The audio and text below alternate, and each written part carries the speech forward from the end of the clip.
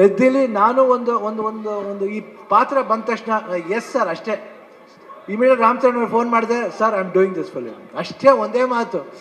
ಅವರು you was so happy. ಆಮೇಲೆ ಮಾಡಬೇಕಾದ್ರೆ ಅದು ಪಾತ್ರ ಡಿಸೈನ್ ಬುಚ್ಚಿ ಬಾಬು ಎಲ್ಲ ಮಾಡಿದ್ದು. I think it was, I just enjoy. You should see his performance. ಆಮೇಲೆ ಕಾಂಬಿನೇಷನ್ ಇದೆ, ಒಂದು ಬಾಂಡೇಜ್ ಇದೆ, ಎಲ್ಲರಿಗೂ ಇಷ್ಟ ಆಗುತ್ತೆ ಅಂತ ನಾನು ಭಾವಿಸ್ತೀನಿ. ದಯವಿಟ್ಟು ನೋಡಿ, 4 ಗಂಟೆ ಬಂದು ನೋಡಿ.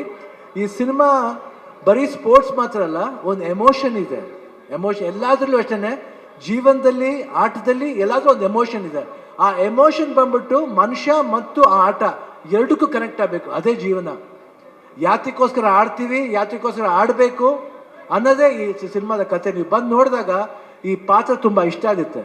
ಈ ಡೀಟೇಲಿಟಿ ನೀವು ಒಂದು ಫಾಲೋ ಮಾಡಿದ್ರೆ ಸಿನಿಮಾದಲ್ಲಿ ಬುಚ್ಚಿ ಬಾಬು ಏನು ಹೇಳಕ್ಕೆ ಹೊರಟಿದ್ದಾರೆ ಅದು ಎಲ್ರಿಗೂ ಅಟ್ರಾಕ್ಟ್ ಆಗುತ್ತೆ, ಅವ್ರ ಹೃದಯಕ್ಕೆ ಹೋಗಿ ತಟ್ಟುತ್ತೆ.